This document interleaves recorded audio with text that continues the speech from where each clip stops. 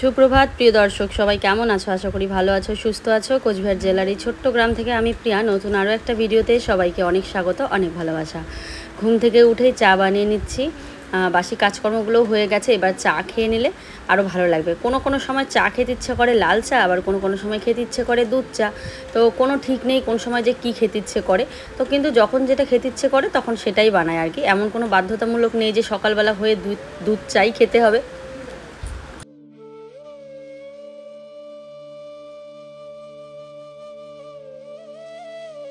তো এখন কাকিমার জন্য নিয়ে নিয়েছি আর আমার জন্য নিয়ে নিয়েছি। আয়ুষের পাপা এখনও উঠেনি, ওরা উঠলে আবার ওদের টাইম টু টাইম খাবার দিতে হবে। তো চলো, ব্যস্ততার জীবনটা শুধু শুরু হলো। আর প্রত্যেক দিন রাত্রিবেলা যখন সারাদিন কাজকর্ম সেরে বিছানায় শুই, আয়ুষ আমার মাথায় হাত বুলিয়ে দিয়ে বলে কি, মাম্মা তুমি তো সারাদিন কত কাজ করো, এই এখন শোবার সময় পেলে, তাই তো? তো আমাকে বলে, বাবা তুমি এই কথা বললে কেন? বলো তুমি যে আমাকে বলো সারাদিন কত দুষ্টুমি করো, এখন একটু শুলে আমার সামনে।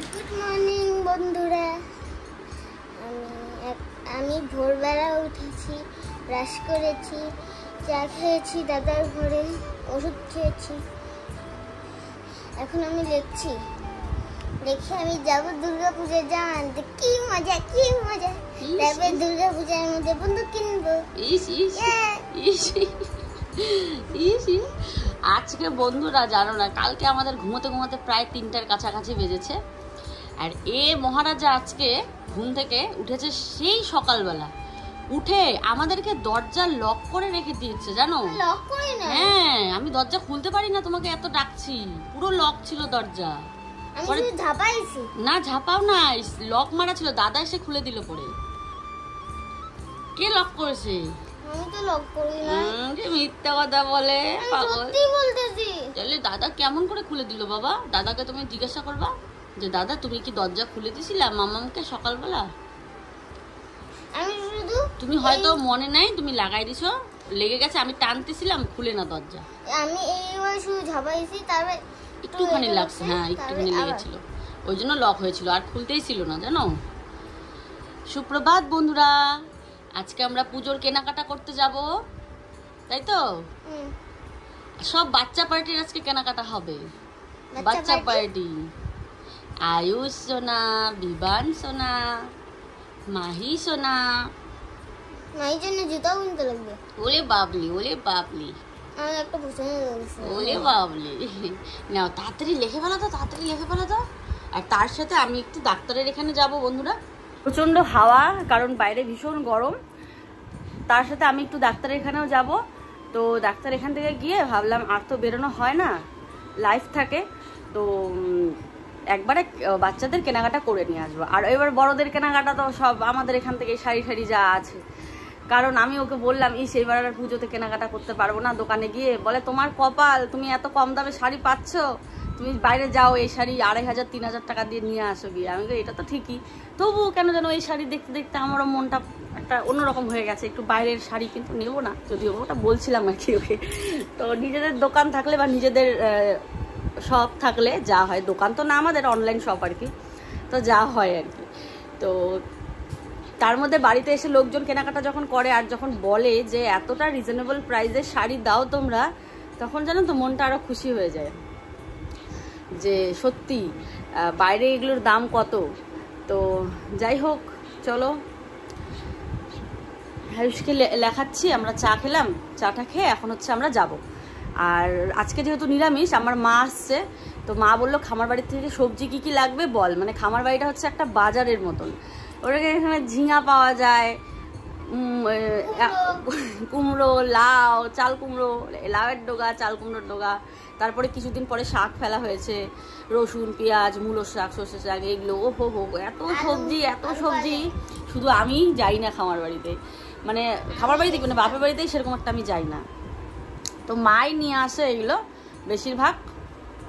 আজকে ভাইকে নিয়ে যাওয়ার কথা দেখি, কারণ ভাইয়ের ড্রেস হচ্ছে, যেহেতু বড় হয়েছে আর ভাইয়ের সামনে বার্থডে আছে, তো দেখা যাক কি করা যায়।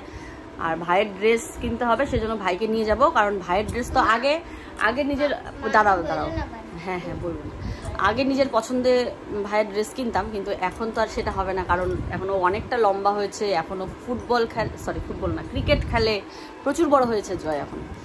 তো চলো, কলকাতায় চান্সও পেয়েছিল জানো তো খেলার জন্যে, তো এখন আবার উত্তরপ্রদেশ না কোথায় যেন যাবে বলছিল। খুব ভালো খেলে জয়, তোমরা আশীর্বাদ করো। তো চলো, ব্লগার থেকে বিজনেসম্যান হওয়া বিশাল একটা চাপের ব্যাপার বন্ধুরা। দেখো আমি আজকে রান্নাই করতে পারলাম না, আজ নিরামিষ দিন। আমি সকালবেলা গ্যাসটা সমস্ত কিছু মুছে রেখেছিলাম, আয়ুষের বাবা স্নান করে পুজো দিল। এত সকাল থেকে বুকিংয়ের চাপ, তারপরে লোকজন আসছে শাড়ি নিচ্ছে, আর যেহেতু পুজো সামনে চলে এসছে তো বুঝতেই পারছো। তো ভিডিওটাই যে এখন বোধহয় আবার শুরু করলাম। তো চলো এবারে হচ্ছে কি বলে ভাত, কাকিমা ভাত রান্না করেছে। কি রান্না করেছে চলো দেখাই। এখানে কাঁকরোল ভাজা করেছে, একটা নিরামিষ ঘন্ট করেছে, আর ভাত করেছে, আর করেছে পাঁপড় ভাজা। তাহলে লেবু কাটতে হবে একটু, লেবু ছাড়া খাওয়া যাবে না, লেবু কাটবো। আর আয়ুষ ভাত খেয়ে নিয়েছে, আয়ুষের হয়ে গেছে, আয়ুষ রেডি। আমরা আজকে যাব পুজোর কেনাকাটা করতে, ঠিক আছে। আর মা এসেছিল, ঝিঙা দিয়েছে। এই যে এই দেখো গাছের আমাদের কত ঝিঙা, এগুলো মা এসেছিল, মা ঝিঙে দিয়েছে। আর মা দিয়েছে এই যে চাল কুমড়া।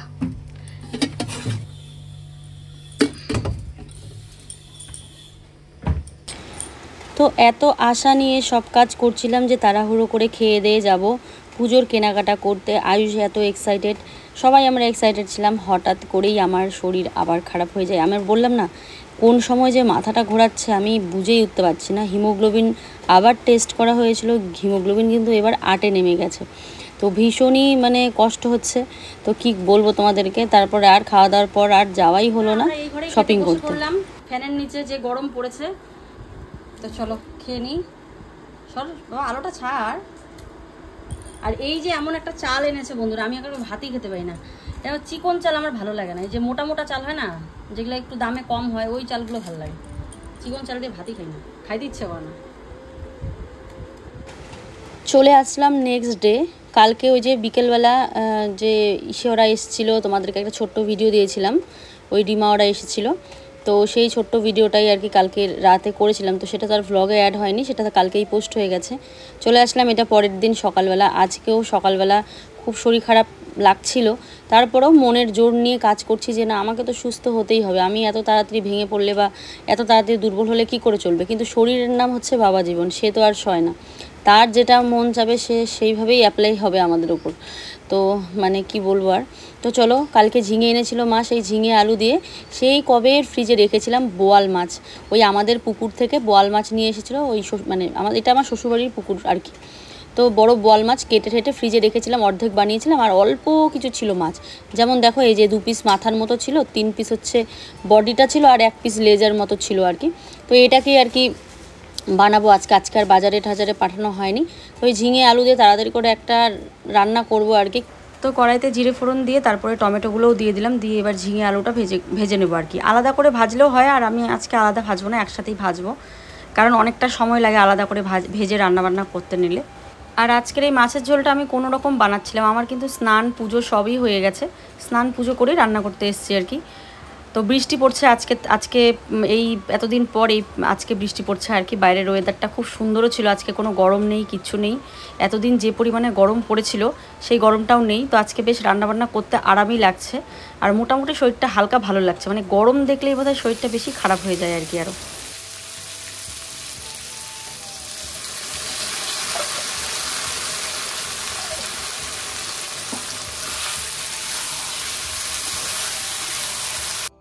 তো দেখলাম মশলাটা একটু বেশিই পড়ে গেছে, তো ভাবলাম চলো একটু ভালো করে কষাতে হবে বেশিক্ষণ, না হলে না কষালে হবে না। গ্যাসটাকে একটু কমিয়ে রেখে ভালো করে কষিয়ে নেবো আর কি এই ঝিঙে আলুটা। তারপরে কষিয়ে নিয়ে বোয়াল মাছের কয়েকটা পিস শুধু সেটা দিয়ে দেবো। তো দেখো বন্ধুরা বোয়াল মাছটা তো হচ্ছেই, তারপরে ভাবলাম এক তরকারি দিয়ে তো ভাত খাওয়া যাবে না, একটু তো কিছু করতেই হবে। তো আবার অনেক দিন থেকে ইচ্ছে করছিল টমেটো পোড়া খাবো, মানে টমেটো পুড়ে মেখে আর কি। তো দেখো এই যে একটু ফুটো করে টমেটোটাকে গ্যাসে বসিয়ে দিলাম আর কি। তো টমেটোটা পুড়লে এটাকে আবার সুন্দর করে পেঁয়াজ কাঁচা তেল লবণ দিয়ে ভালো করে মেখে নিতে হবে। এই টমেটো পোড়া খেতে কিন্তু দারুণ লাগে। তো একটাতে করলে দেরি হবে বলে আমি দুটোতে একসাথে টমেটো বসিয়ে দেবো আর কি। তো এইগুলো না মানে উনুনের মধ্যে পুড়লে কিন্তু টমেটোটা বেশ ভালো লাগে গ্যাসের থেকে।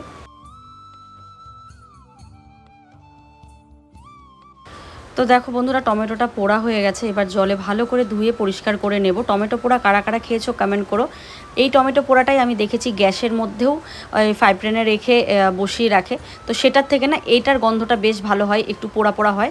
তোমরা দেখবে বাড়িতে যখন কোনো খাবার থাকবে না, তো এরকম করে টমেটো পুড়ে একবার ভাত খেয়ে দেখো, আশা করি তোমাদের ভালো লাগবে। তো পেঁয়াজটাকে ভালো করে কুচি করে নিয়ে এখানে লবণ তেল হলুদ না, লবণ তেল আর কাঁচা লঙ্কা দিয়ে ভালো করে মেখে নেবো আর কি। আর এই দিকে হয়ে গেল আমার মাছের ঝোলটা, এত সুন্দর হয়েছিল খেতে। আমি আদা বাটা দিয়ে আজকে করেছি মাছের ঝোলটা। তো আগের দিন একটা দিদিভাই কমেন্ট করেছিল এরকম আদা বাটা দিয়ে করো, দেখবে ভালো লাগবে। তো আমি আদা বাটা দিয়েই করেছি। মাছের ঝোলটা খেতে কিন্তু অপূর্ব সুন্দর হয়েছিল। তো চলো, ঝালঝালও হয়েছিল বেশ, আর অল্প হয়ে গেছিলো যদিও বা, তো কোনো সমস্যা নেই, হয়ে যাবে। আজ আমাদের বাড়িতে সিম্পল আর সাদামাটা একটা খাবার, টমেটো পোড়া, তার সাথে হচ্ছে মাছের ঝোল আর কি। ব্যাস এটা দিয়েই জানো তো কত সুন্দর আমরা খেয়েছি। বেশি তরকারি হলে না একদমই ভালো লাগে না, এরকম একটা সাদামাটা খাবার হলে বেশ ভালো লাগে। তো দেখো টমেটোটাকে আমি ভালো করে মেখে নিচ্ছি।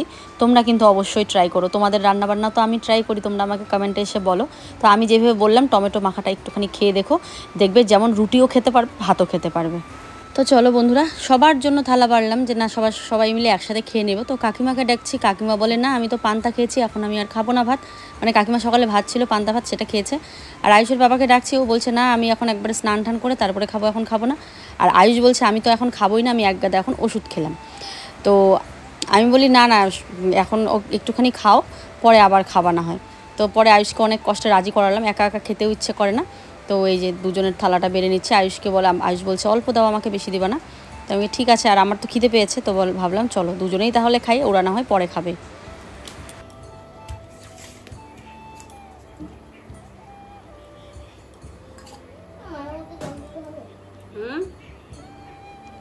তো বালতি ধো, ভালো করে ধো।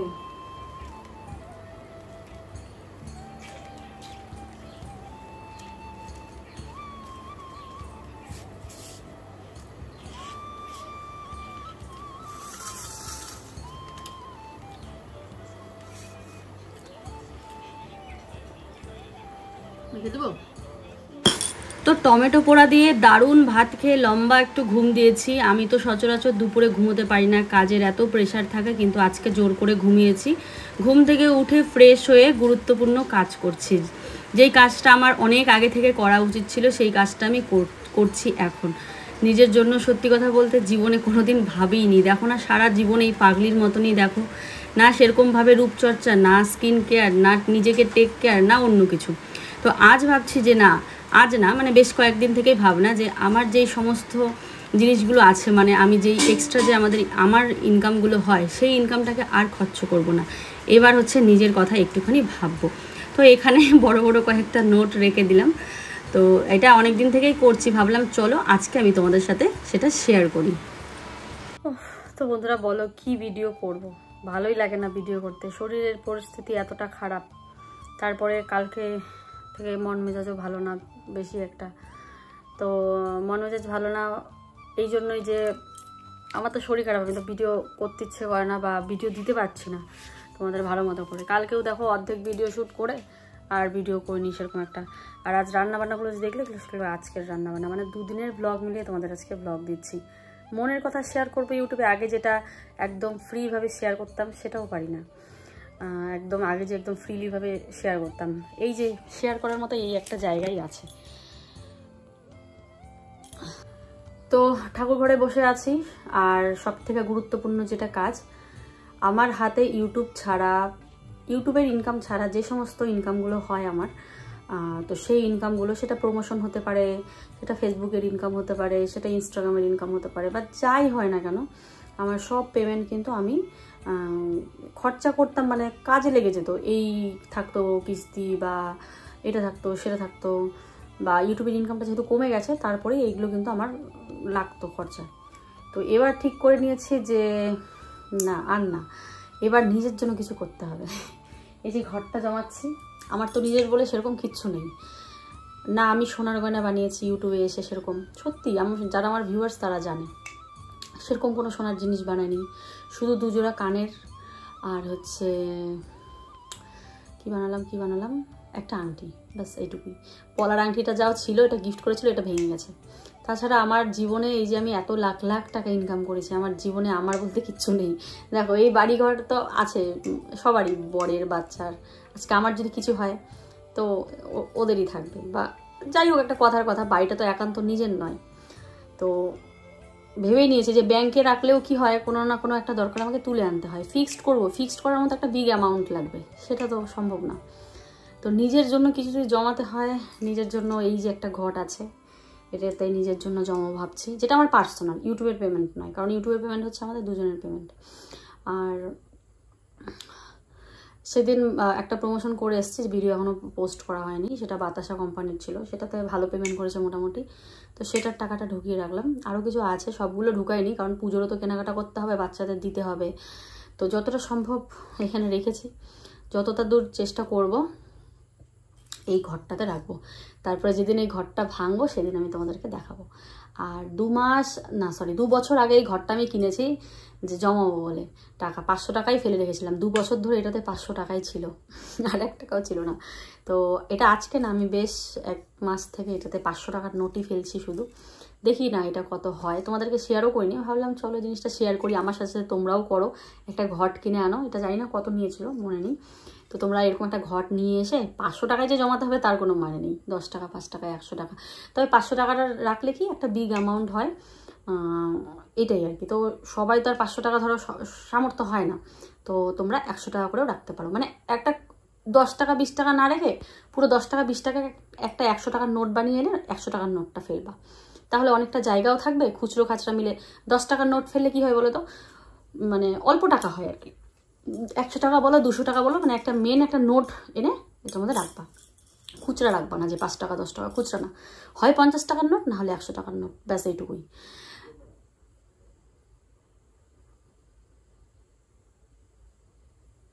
কে তো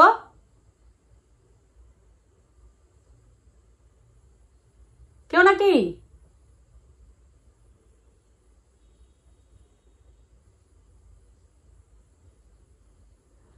তো যাই হোক, ওই মাথাতে একটা ঘর, এইখানে একটা ঘর, আমি কোন কোনায় বসে আছি। তো চলো এরকম করে সবাই জমাবা, আশা করি জমবে, আমি নিজেকে বুদ্ধি দিই, আর তাই সেই বুদ্ধিটা আমি তোমাদের শেয়ার করলাম।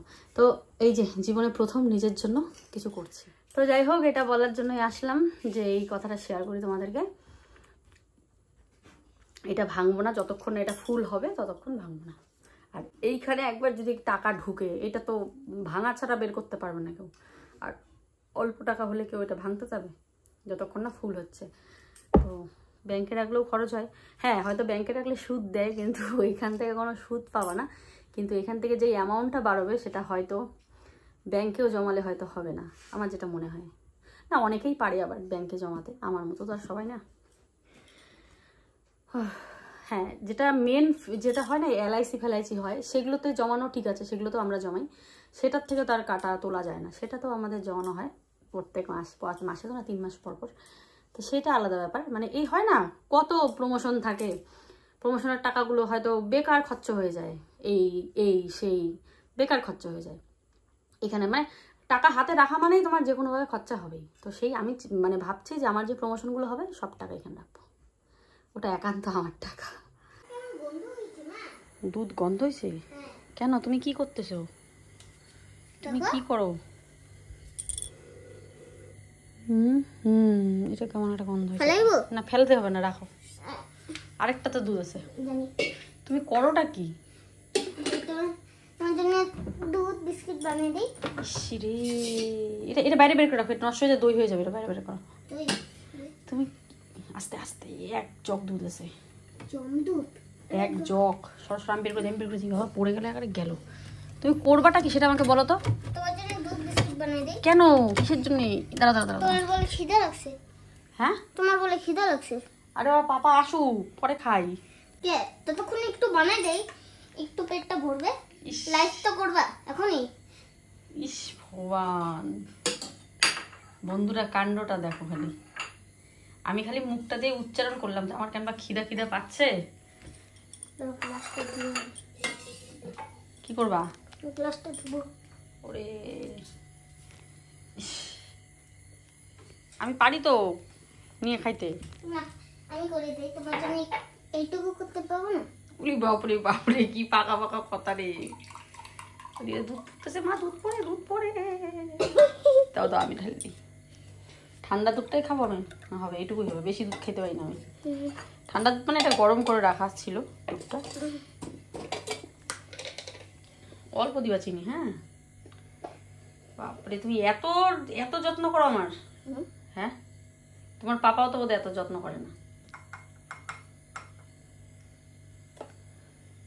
ও একা আসছে, আয়সা এটার উপরে উঠলো, উঠে চিনি পারলো। চিনি পেরে আমি হালকা করে, আরে রান্নাঘরে কোন বিড়ালটা ঢুকলো, তারপর দেখি ও আমাদের আরুষ বিড়াল। কেমন একটা খচর মচর শব্দ হচ্ছিল রান্নাঘরে। এবার কি ওরে, এত লম্বা হয়ে গেছে এখন তুমি? হ্যাঁ, এতটা লম্বা? বেশি দিও না বাবা, একটা বাবা, একটা খাবো। হ্যাঁ, লাইভ আসবো, লাইভের টাইম পার হয়ে যাচ্ছে। দাও আমি রাখি দিই, উপর রাখি দিই। দাও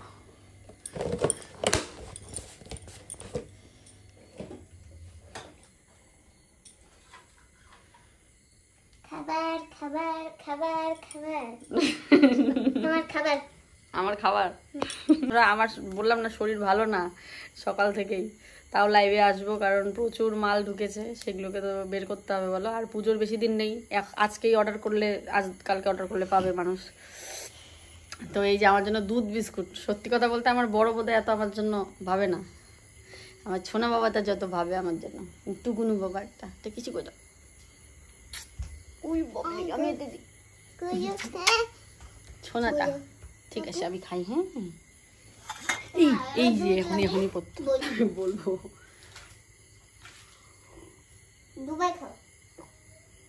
দুবাই খাবো। মিষ্টি হয়েছে, বেশি মিষ্টি আমি খাই না তো।